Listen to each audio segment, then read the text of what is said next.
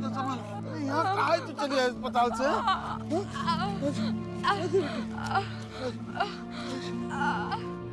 Doctor साहब, doctor साहब, doctor साहब, डॉक्टर साहब, ठीक कुछ नहीं बेटिया, ठीक हो जाएगा। डॉक्टर साहब, डॉक्टर साहब। ओहो, क्यों चिल्ला रहे हो? आवाज बंद करो। डॉक्टर साहब देखिए ना बेटी को क्या होगा। इस अस्पताल में तुम्हारी बेटी के अलावा और भी मरीज हैं, समझे?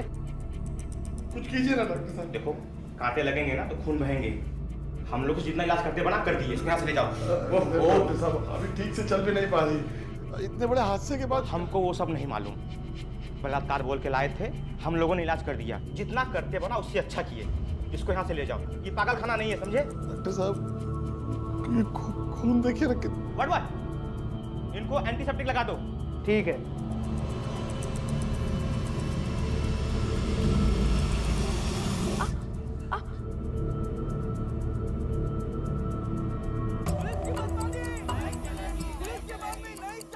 बाहर शोर कैसा है? जरा देखो। बाहर गांव के लोग इकट्ठा हुए हैं सरिता केस को लेकर और धरना प्रदर्शन भी कर रहे हैं। आओ देख लो। नहीं चलेगी, ये केस बंद करो, पुलिस की मनमानी नहीं कुछ और बचा रहे हो? साहब, हम वो सरिता के केस के बारे में बात करने आए हैं। हाँ तो उसकी तहकीकात चल रही है। ये तो मालूम है साहब, यही कह रहे हैं हम। काहे कर रहे हैं ये सब? क्या मतलब? काहे उस पगली के लिए पूरे गांव को परेशान कर रही है पुलिस अबे। और साहब हमारी फैक्ट्री से भी 2 मजदूरों को ले गए, हमको डबल काम करना पड़ रहा है, ऊपर से नुकसान भी बहुत हो रहा है। 2 दिन पहले हमको घर से उठा लाए वो। हाँ साहब, हम लोग बहुत परेशान हो गए। देखिए, इस केस का जो मर्जी करना है कीजिए, बंद करिए बस। हाँ, आप लोगों को पता भी है ये नाबालिग बच्ची के साथ बलात्कार का केस है। अरे साहब पगली लड़की का केस है, ना वो कुछ बोल पाती है ना बता पाती है। बलात्कार हुआ भी है कि नहीं हुआ है कैसे बताएगी वो? और आप लोगों ने पूरे गांव वालों को परेशान कर रखा है। या तो तुम लोगों का दिमाग खराब हो गया है या फिर तुम लोग अपनी इंसानियत भूल चुके हो। उस लड़की के टेस्ट हुए हैं जिसमें साफ साफ लिखा है उस नाबालिग बच्ची के साथ बड़ी बेरहमी के साथ बलात्कार हुआ है, और आप लोग उसका साथ देने के बजाय उल्टा उसी को कोस रहे हैं। जाइए यहाँ से आप लोग। चलिए चलिए जाइए आप।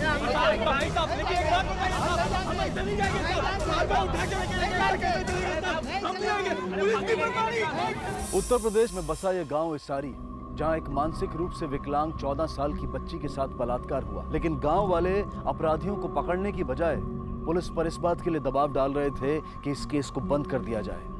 आखिर क्यों? गलती किसकी थी? उस मानसिक रूप से विकलांग बच्ची की या उन लोगों की जिन्होंने उसके साथ बलात्कार किया, या फिर इन गांव वालों की जो पुलिस की पूछताछ की परेशानियों से बचने के लिए बलात्कारियों को नजरअंदाज करने को भी तैयार थे?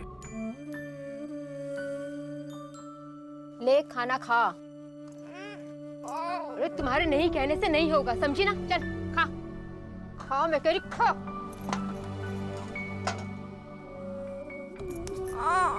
जो लोग उठा के ले गए थे खाली बलात्कार करके छोड़ दिया हमारे पास मरने को। अरे मार के नहीं दिया तेरे को? मारते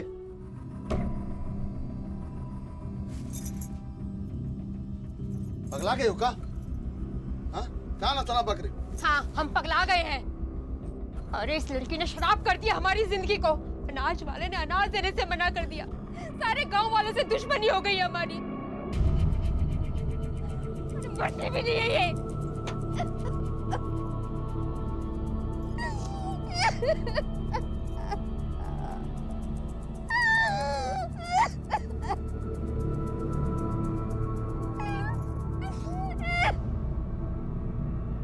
रघु अपनी बेटी सरिता से बहुत प्यार करता था। सच तो यह है कि सरिता के पैदा होने के कुछ ही महीनों बाद जब यह पता चला कि उसकी दिमागी हालत ठीक नहीं है, तो उसे किसी सरकारी पागल खाने में छोड़ देने के विकल्प के बारे में सोचा ही नहीं गया, बल्कि उसे लाड प्यार से पालने की जिम्मेदारी उठाई। बाप के लाड और माँ की देखभाल में पलते हुए सरिता 14 साल की हो गई। लेकिन उस शाम अपनी ही धुन में गुम सरिता खेल ही खेल में अपने घर से थोड़ा दूर निकल गई थी। सरिता! जब बहुत देर तक सरिता नहीं दिखी तो रघु उसे ढूंढने निकला, और जब सरिता मिली तो रघु की आंखें फटी रह गईं। उसे जैसे तैसे अपनी गोद में उठाकर वो हॉस्पिटल की तरफ भागा, पर हॉस्पिटल में उसकी हालत देखने के बाद डॉक्टर्स ने उसे एडमिट करने से मना कर दिया। रघु की मिन्नतों का उन पर कोई असर नहीं हुआ और उन्होंने साफ कह दिया कि इस शहर के हॉस्पिटल ले जाओ या फिर किसी पागल खाने।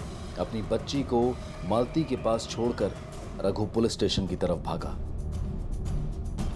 पुलिस की दखलंदाजी के बाद हॉस्पिटल ने सरिता को एडमिट किया। पुलिस ने अपना सामाजिक दायित्व तो निभा दिया, लेकिन अब उनके सामने एक ऐसा केस था जिसे हल करना आसान नहीं था, क्योंकि ना तो कोई गवाह था और ना ही बलात्कार की शिकार सरिता दिमागी रूप से कुछ भी बताने में सक्षम थी कि उसके साथ ये घिनौना अपराध करने वाले कौन थे और कितने थे। तितली पकड़ने जाना है ना, तो खाना खाना पड़ेगा। ले ले ले ले, अरे खाओ खाओ खाओ खाओ खाओ।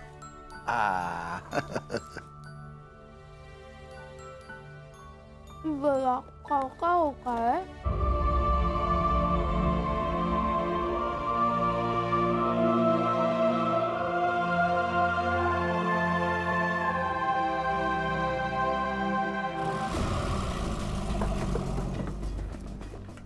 सरिता से बात कर सकते हैं? वो आपको क्या बताइए साहब, उस मासूम को तो ये भी नहीं मालूम कि उसके साथ क्या कुकर्म हुआ है।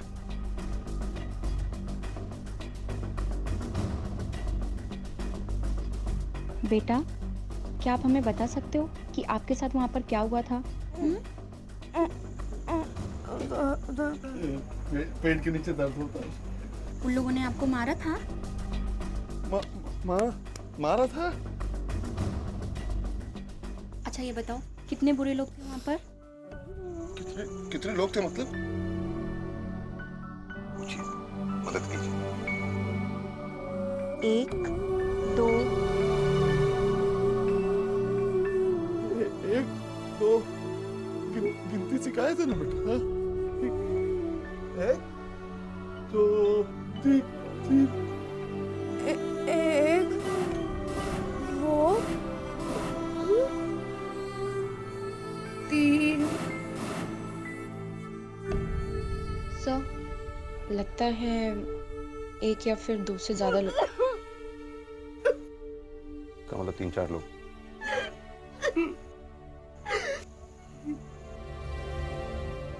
चलो।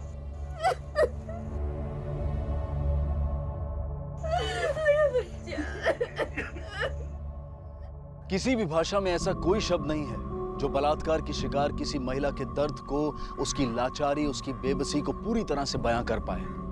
और यहाँ तो एक ऐसी लड़की के साथ बलात्कार हुआ था जो अपनी मानसिक अवस्था की वजह से वैसे ही अपनी भावनाओं को दर्शाने में असमर्थ थी। पुलिस को शक था कि सरिता के साथ हुए इस दुष्कर्म में 1 से ज्यादा लोग शामिल हो सकते हैं, लेकिन वो कौन हैं और कितने हैं, इस बात की पुष्टि करने का अभी उनके पास कोई रास्ता नहीं था। साथ ही इस बलात्कार की असली वजह का भी अभी तक पता नहीं चल पाया था।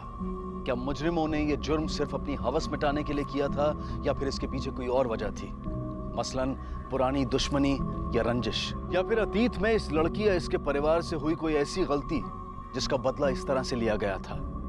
इन मुजरिमों तक पहुंचने के लिए इस जुर्म की वजह तक पहुंचना बहुत जरूरी था और जांच दल इसके लिए प्रतिबद्ध था।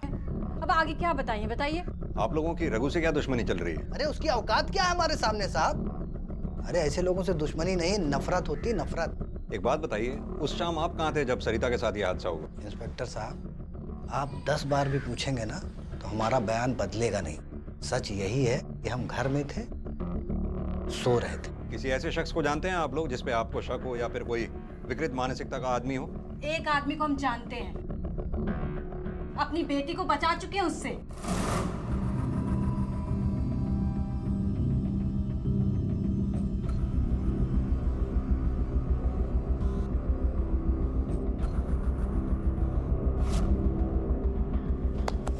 अरे ये तो यही गिर गया। तुमको नहीं आता सर को हम बताते हैं।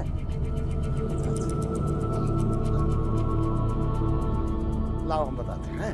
इसको जो है ना, इसको ऐसे पकड़ो, ऐसे पकड़ो, अप्पू को ऐसे, अप्पू के ना, हाँ। छोड़ मेरी बेटी को। क्या कर रहा था? अरे ये क्या कर रहा था तू? अरे उड़ाना सिखा रहे थे। सब देखा मैंने, शर्म कर ले, तेरी बेटी की उम्र की है। क्या कहा ना चला पकड़ी? और तेरे को कितनी बार मना किया इस पागल के साथ मत खेला कर। पूरा का पूरा खानदानी पागल है। चल चल, घर में बैठने से मन ही नहीं लगता तुम्हारा ना। चलो। आपको पता है आप क्या इल्जाम लगा रही हैं? हम एकदम होश हवास में हैं और एकदम सच बोल रहे हैं। हमें तो ये भी लगता है कि उस पगली के साथ कुछ दुष्कर्म नहीं हुआ है, और अगर कुछ हुआ है ना इंस्पेक्टर साहब, तो उसका बाप जिम्मेदार है उसके लिए। आओ योगेश। सर आपको क्या लगता है इस औरत के कहने में कुछ सच्चाई हो सकती है?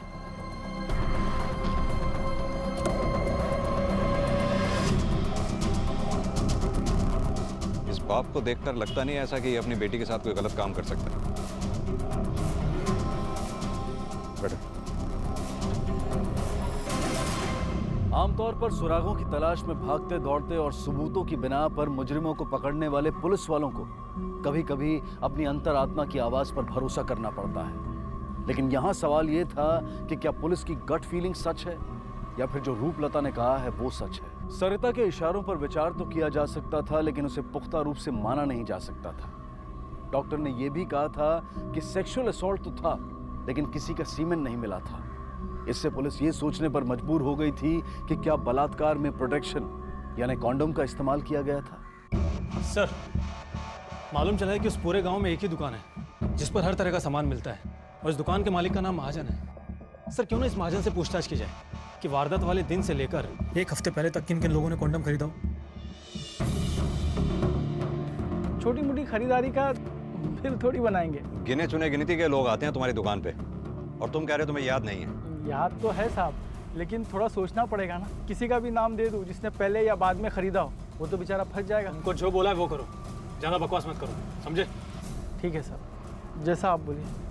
लेकिन ये पगली लड़की ने पूरे गांव को परेशान करके रखा है। पता नहीं काम मुंह काला करके आई है, सबके सब परेशानी हमें उठानी पड़ रही है।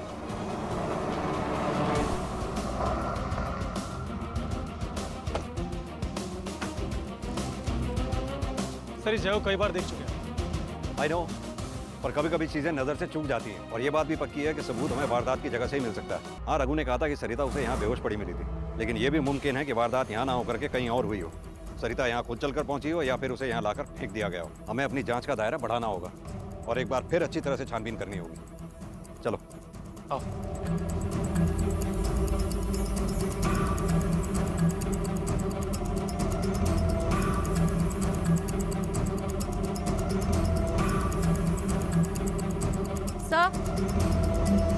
सर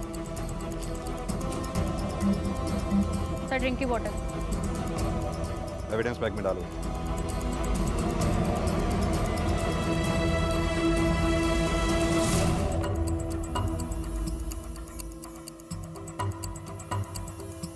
सर हाँ योगेश। सर ये दुपट्टा मिला है और ये चप्पल, और ये देखिए सर ब्लड के सैंपल भी। आसपास और ध्यान से देखो, जरूर कुछ ना कुछ और मिलेगा।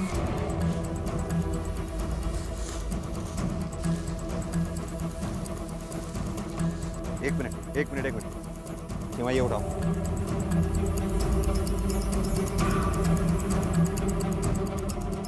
ये तो ब्रांड वही है जो हमें वहां मिला था। जी सर। इस जगह को देखकर लगता है कि वारदात यहीं हुई होगी। फॉरेंसिक वालों को बुलाओ। Yes sir. सारी परेशानियां ऐसी खड़ी हो गई, क्या बोले। ये देखो पगली।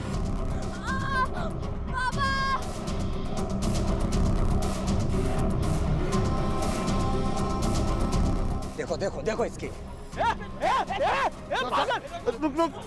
रुक जा।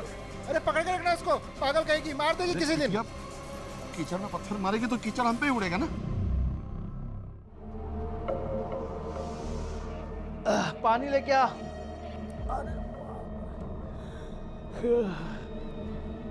सोच रहे हैं कि कल शहर जाके बड़ा पुलिस स्टेशन में कंप्लेंट कर देंगे। का हुआ? अरे का हुआ, आज पुलिस दुकान पर आ गई, कहने लगी कि सबका नाम दो जो जो कंडोम खरीदते। अरे कहाँ से याद रखेंगे? हमने भी कह दिया याद करके बताएंगे नाम। साहब यही बचा है, अब ये भी पूछ लो कि हफ्ते में कितनी बार इस्तेमाल करते हैं कंडोम। जितना पूछा जाए उतना ही जवाब दो। तुमने कंडोम खरीदा था या नहीं? जी। कहाँ इस्तेमाल किया? एक ही पत्नी है साहब, बाहर मुंह मारने की आदत नहीं है। और तू? साहब हमने कुछ भी नहीं किया साहब, और हमने तो कछु खरीदा भी नहीं था। महाजन झूठ बोल रहा है। साहब गलत फहमी भी तो हो सकती है। योगेश जरा इसकी गलतफहमी दूर कर दो। चल साहब तेरी गलतफहमी दूर कर। साहब हमने कुछ नहीं किया।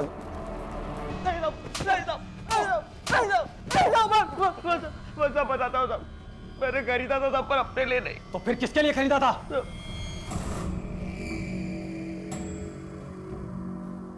गरीबो, हाँ फटाफट लेता। कहाँ साहब? सुरक्षा कवच। जी साहब। चल। रूपा, अरे रूपा, हाँ अरे पानी ले आओ। ला रहे, ये लीजिए।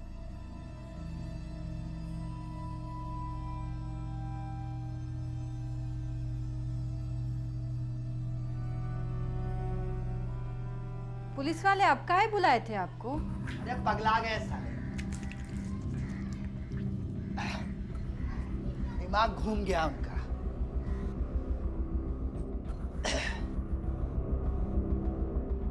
एक बात बताइए, अगर आप कंडोम खरीदे तो इस्तेमाल कहाँ किए थे?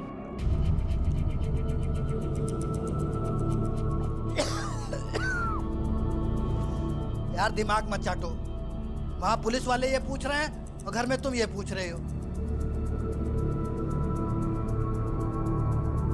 सुनो, अगर पुलिस वाले पूछे ना तो कह देना अपने लिए लिया था। ले लो।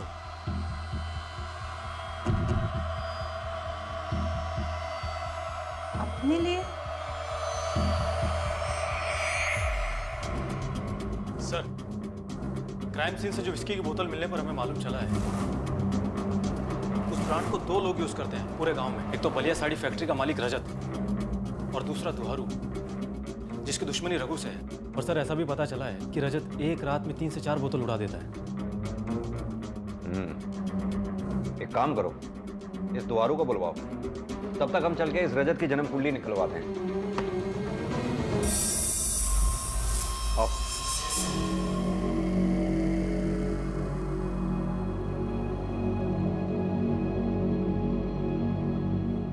अरे बाबा, आज आप जल्दी घर आ गए फैक्ट्री से। हाँ बेटा, वो थोड़ी तबीयत ठीक नहीं थी ना मेरी, इसलिए। आज तुम स्कूल गई थी? हाँ गई थी ना बाबा। अच्छा, तो इधर आ मेरे पास बैठो। क्या हुआ है स्कूल में? आज तो मिस बहुत गुस्से में थी, सबको छड़ी पड़ी। तुमको भी पड़ी? हमको काहे पड़ेगी, हम तो सब पढ़ के गए थे। शाबाश मेरी बच्ची। मनीषा, ये क्या बेवकूफी है? दुपट्टा कहाँ है तुम्हारा? अभी तो उतारे थे अम्मा। कहाँ उतारी है? लो, खड़ी हो, खड़ी हो। अरे जाने तो, घर में ही तो है। हाँ, आप तो यही चाहेंगे ना दुपट्टा ना पहने। क्या बोली तुम? वही जो आपने सुना है। मनीषा, जाओ जाओ अंदर कमरे में। और तुम मनीषा को इतना ज्यादा अपने पास मत बिठाया करो जो तुम दारू पी रहे हो। हाथ लगा के दिखाओ जरा मुझे।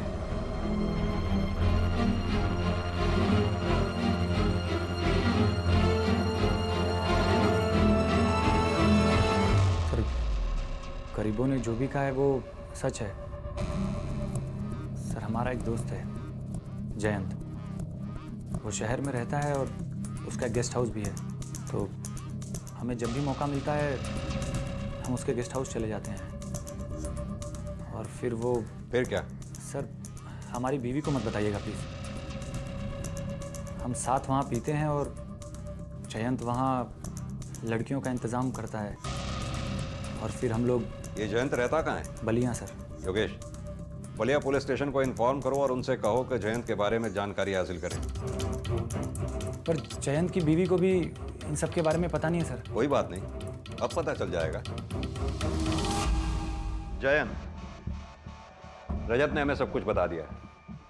अब तुम हमें बताओ कि माजरा है क्या? मैं सच कह रहा हूँ साहब, उस दिन हम लोग मेरे गेस्ट हाउस पे ही थे। वहाँ पे शराब पी रहे थे और फिर 2 लड़कियाँ बुलाई थी, उनके साथ। ठीक है, जाओ। योगेश। Yes sir. उस इलाके में जाके उन 2 लड़कियों के बारे में मालूम करो। पता करो कि जो कह रहा है सही है या गलत। Okay sir.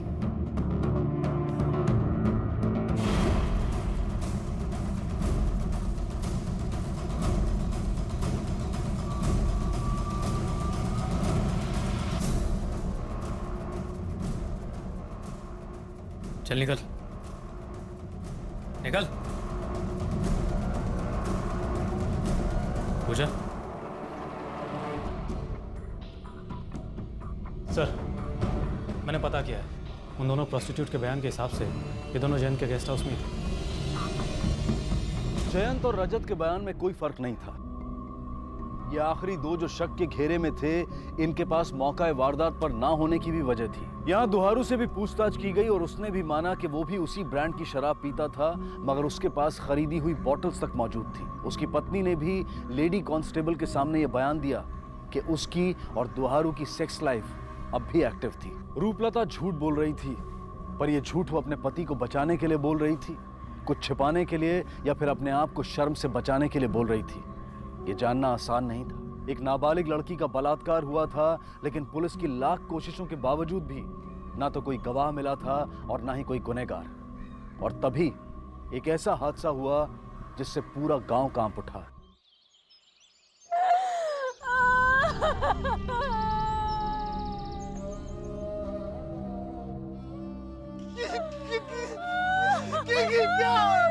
क्या मेरे बेटे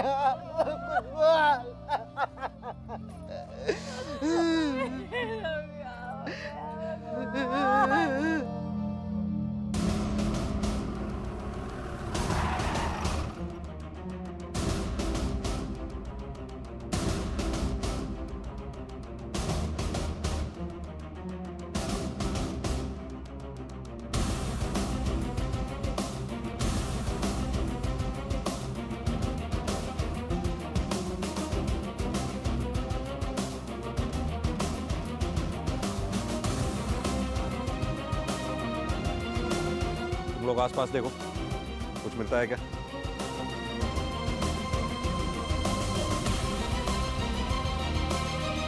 सर।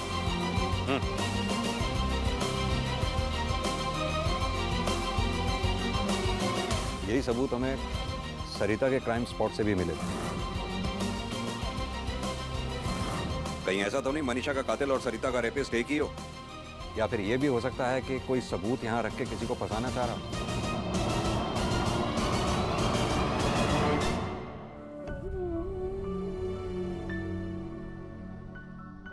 अरे भैया वो देखो, वो पगली फिर आ गई। अगर ये दुनिया की आखिरी लड़की भी होगी ना, तब भी हम इसके साथ कुछ नहीं करना चाहेंगे। इस पगली के साथ कोई क्या करेगा? सरिता!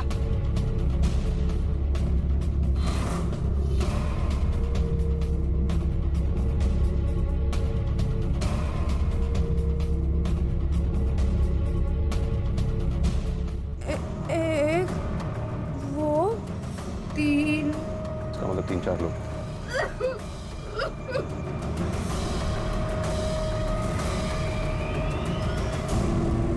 ये देखो, मनीषा की रिपोर्ट में भी वही लिखा है जो सरिता की रिपोर्ट में लिखा था। सीमेन हमें वहां भी नहीं मिला था, यहां भी नहीं मिला है।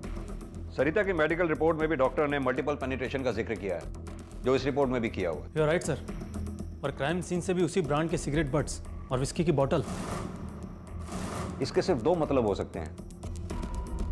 या तो ये क्राइम उन्हीं लोगों ने किया है जिन्होंने सरिता के साथ दुष्कर्म किया था, या फिर किसी ने हमें मिसगाइड करने के लिए इस क्राइम सीन को बिल्कुल वैसा बनाने की कोशिश की है ताकि हम इस धोखे में रहें कि ये दोनों क्राइम्स एक ही गैंग ने किए। सर, फर्क सिर्फ इतना है कि मनीषा को चाकू जान लेने के लिए मारा गया था, जबकि सरिता की जान लेने की कोशिश ही नहीं की गई। क्योंकि मनीषा अपने बलात्कारियों को पहचान सकती थी। सरिता की दिमागी हालत ठीक नहीं होने की वजह से वो ऐसा नहीं कर सकती थी। ये बार शोर कैसा है? लगता है गांव वाले फिर से इकट्ठा हो गए मनीषा के केस को भी बंद करने के लिए। आओ। साहब से मिलना है तो हमको जाने दीजिए। क्या बात है, अब क्यों आए आप लोग? हम सब आपसे हाथ जोड़कर माफी मांग रहे हैं। साहब, पिछली बार हम लोग आए थे कि आप सरिता का केस बंद कर दें, लेकिन इस बार हम चाहते हैं कि आप जितनी पूछताछ करना चाहते हैं हम सारे गांव वालों से कर सकते हैं। हम सारे गांव वाले आपके साथ में। क्यों भाई, साथ में हो ना? साहब, हमसे जो भी मदद पड़ेगी हम करेंगे आपको, और जिसने भी ये कुकर्म किया ना उसे छोड़िएगा मत। हाँ साहब, दुहारू भैया की बिटिया हमारी बिटिया जैसी थी। दुहारू की बिटिया आपकी बिटिया जैसी है, और रघु की बेटी क्या सिर्फ इसलिए क्योंकि वो दिमागी तौर पर कमजोर है इसीलिए आप लोगों ने मोर्चा निकाला था उसका केस बंद करने के लिए? हमसे गलती हो गई साहब, हम हाथ छोड़ के माफी मांगते हैं आपसे। माफी ही मांगनी है तो रघु से मांगो, उसकी बेटी सरिता से मांगो, क्योंकि अगर उस वक्त आप लोगों ने मोर्चा नहीं निकाला होता तो आज मनीषा के साथ ही हादसा हुआ ही ना होता। हवलदार, भेजो इन सबको। साहब बात तो सुनिए साहब। साहब सुनिए ना साहब।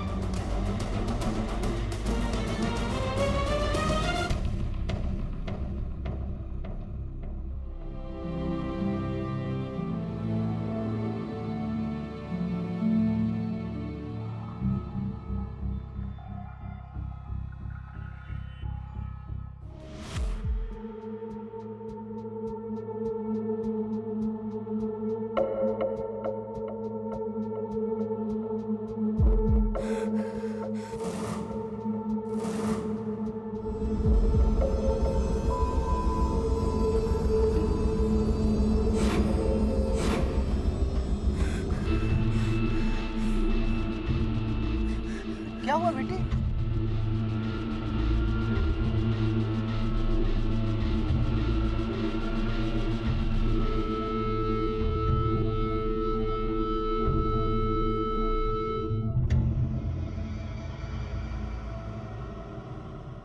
ये सिगरेट का ब्रांड कौन लेता है?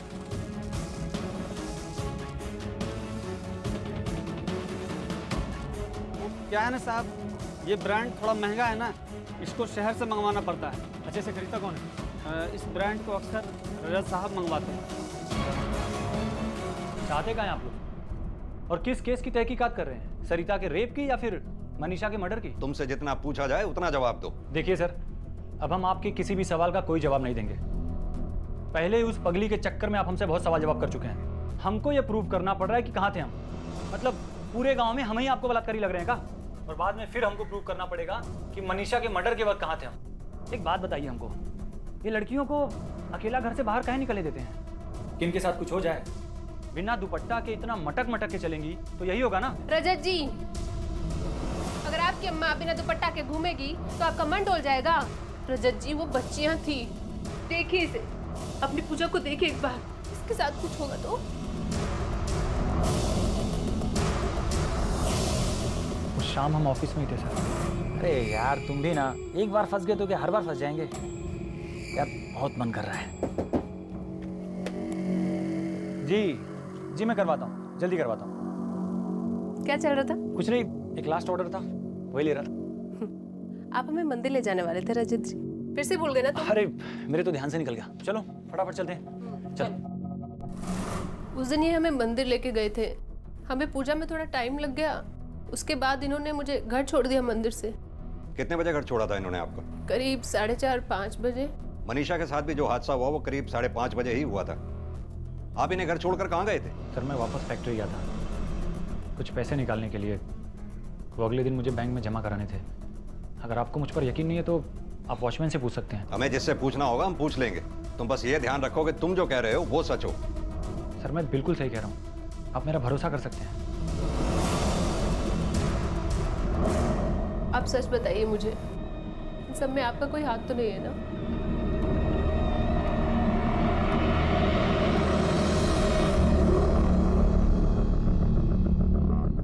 नमस्ते साहब। नमस्ते रघु, कैसे हो? ठीक है साहब। सरिता कैसी है? ठीक नहीं, थोड़ा दर्द रहता है और हादसे के बाद कभी भी दौरा पड़ जाता है। तो डॉक्टर को दिखाओ। जी, कुछ पता चला साहब? नहीं रघु, अभी तो पता नहीं चला है, लेकिन हम अपनी तरफ से कोशिश पूरी कर रहे हैं। हम लोग सोच रहे थे कि ये गांव छोड़कर कहीं और चले जाएं। बड़ी बेइज्जती महसूस होती है अभी। लेकिन क्यों? मनीषा की हत्या के बाद अब तो गांव वालों की सोच भी बदल गई है। हाँ वो तो है। कल सरिता सारा दिन बाहर थी पर किसी ने कुछ कहा नहीं, ना ही किसी ने गाली दी, ना ही पत्थर मारा। नहीं तो बिना कुछ कहे, बिना गाली दिए कोई वहां से जाता ही नहीं था। लेकिन दौरा तो फिर भी पड़ गया साहब, डर के मारे ऐसी मुंह छुपा रही थी सबको देख। कौन कौन लोग थे वहां जिन्हें देखकर सरिता को दौरा पड़ा? मनीषा के नाम की पूजा करके लौट रहे थे वो, दुहारू, महाजन, मरियासी, यही सब गांव वाले। नाम लिखवा दो उनके। जी सर।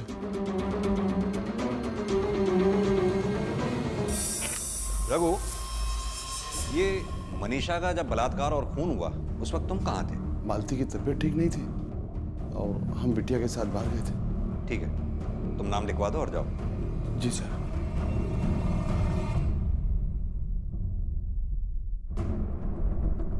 सर आपको रघु पर शक है? शक नहीं है, बस एक ख्याल है, क्योंकि रघु की दुहारू से दुश्मनी थी, क्या पता बदला लेने के लिए। और सर ये उन गांव वालों को बुलाना जिनको देखकर सरिता को दौरा पड़ा था?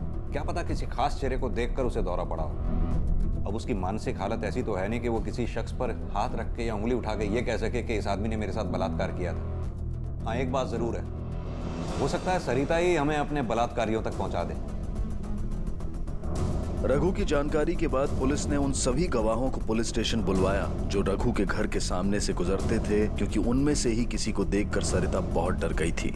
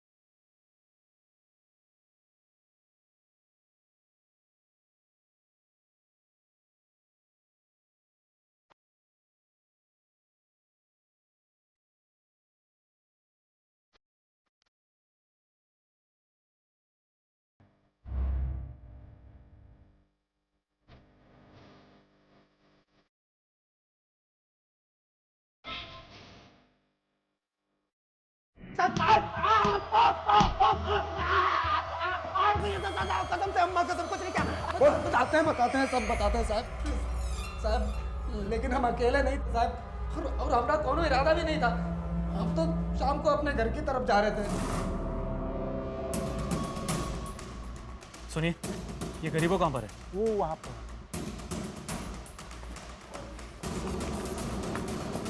गरीबों क्या?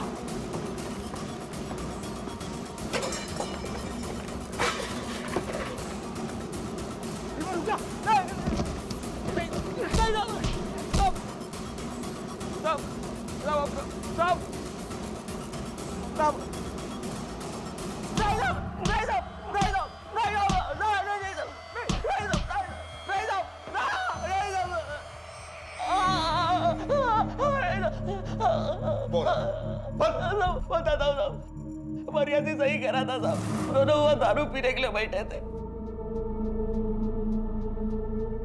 हमको अचानक झाड़ियों पे आवाज आई और जाके देखा तो ये इधर से आवाज कुछ पीने के बाद साले तुमको संगीत दिखता नहीं, कुछ तो है भाई यार। उठो उठो देखता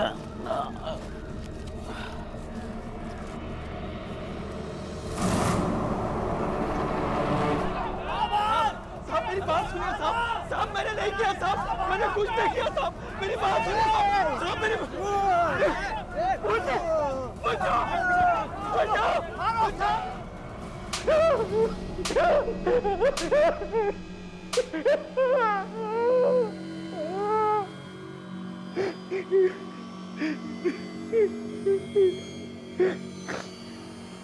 बता, बोल। साहब मेरा दिमाग खराब हो गया था साहब, पगला गया था। एक कॉन्डम देना। हाँ, ले ऐश कर। सारी दुनिया ऐश कर रही है और हम कंडम बेच रहे हैं।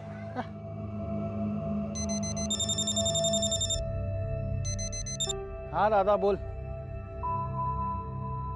ठीक है, एक काम कर, तेरी माँ को दे।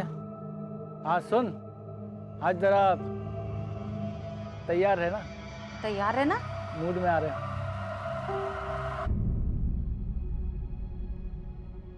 आज सल्ला मान जाए, हम भी थोड़ा ऐश करेंगे। अरे हमरा कॉन्डम कहाँ गया?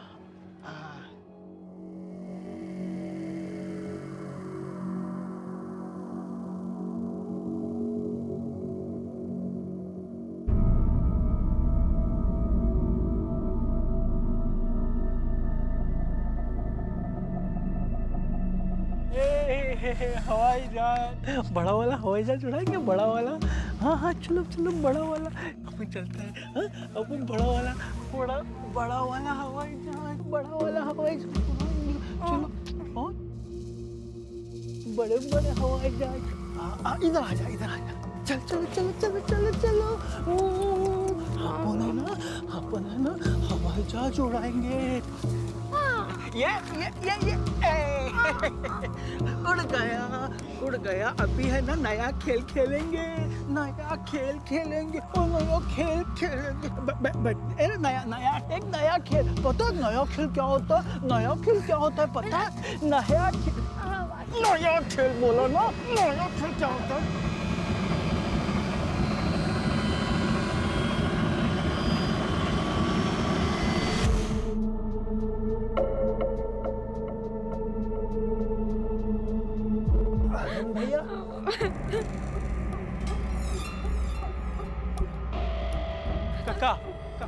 का हुआ हाँ? ये क्या कर रहे थे हम हाँ? देखो कल दुकान पे आ जाना कुछ पैसे दे देंगे तुमको ठीक है चलो घर चलो पैसा है ये जो आप कांड किए हैं ना बचेंगे नहीं कैसा लड़की किसी को बोल दी तो ये तो पगली है इसको क्या पता कौन किया कैसे किया इसको क्या समझ में आएगा किसको बताएगी ये अरे तो बोल भी नहीं सकती है ना कल दुकान पे आ जाना पैसा दे देंगे चलो दुकान पे आ जाना का है भाई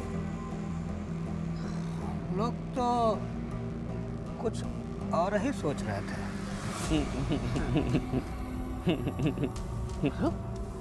पागल हो का वो इतना बहुत संभाल नहीं पाएगी तुम्हारे जैसे राक्षस को संभाल लिया हम लोगों को नहीं संभाल पाएगी क्या चुप बोला मत देखो अरे थोड़ा हमरे लोगों का भी फायदा होने दो ना हम घर चलते हैं तुम करो चुपचाप तुम कहाँ जा रहे हो भैया अभी रुको हम दोनों जा रहे हैं अंदर आप झाड़ी के बाहर पहरा दो हाल है क्या हम हाँ जाओ चल जाओ तो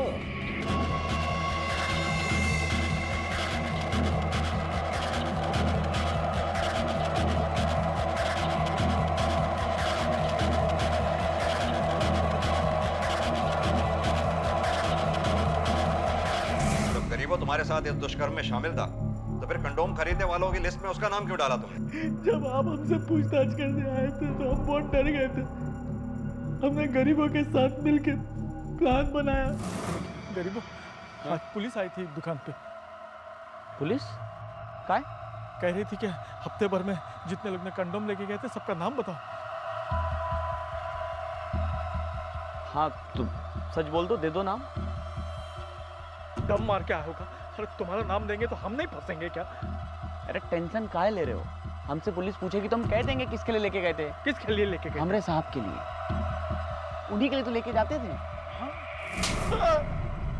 और फिर मनीषा को देखकर तेरे दिमाग में शैतान सवार हो गया नहीं साहब मनीषा बिटिया के साथ हमने कुछ नहीं किया उसे छुआ भी नहीं साहब हमने कसम खा ली साहब कि हम कुछ नहीं करेंगे हमने तभी कसम खा ली थी साहब तो मतलब तूने मनीषा का मर्डर नहीं किया वो तो हमारी बिटिया जैसी थी हम उसको नहीं मारे साहब इन तीनों में से कोई ना कोई एक जरूर झूठ बोल रहा है और सर वो विस्की की बोतल और सिगरेट रजत यूज करता है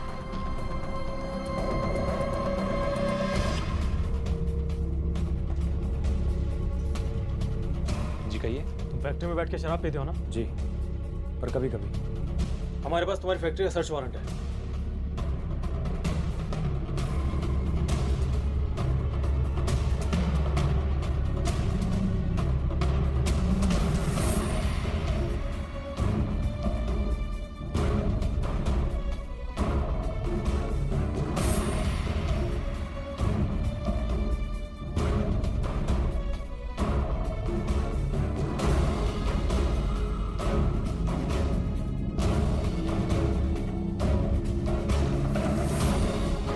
चाकू किसका है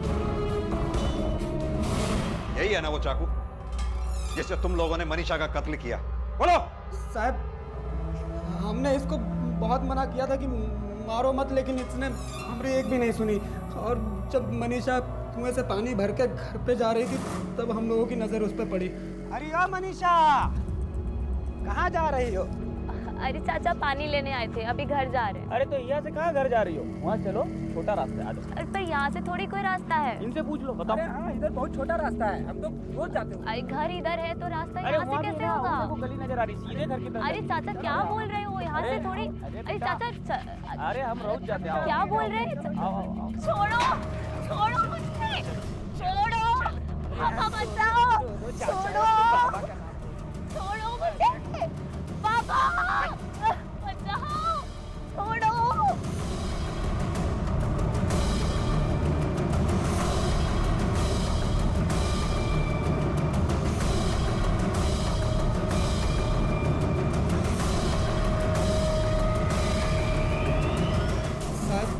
तब हमको ख्याल आया कि इस सरिता की तरह पगली तो है नहीं, हम लोगों के बारे में सबको कहीं बता ना दे, तो हम लोगों ने उसको मार दिया।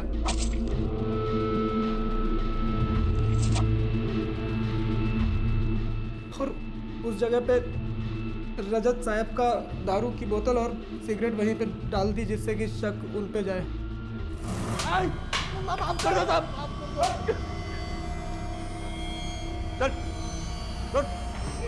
तुम लोग जितने होशियार बनते हो ना, उतने हो नहीं, क्योंकि जुर्म की तो फितरत ही है, करने वाले को भी नहीं बख्शता वो।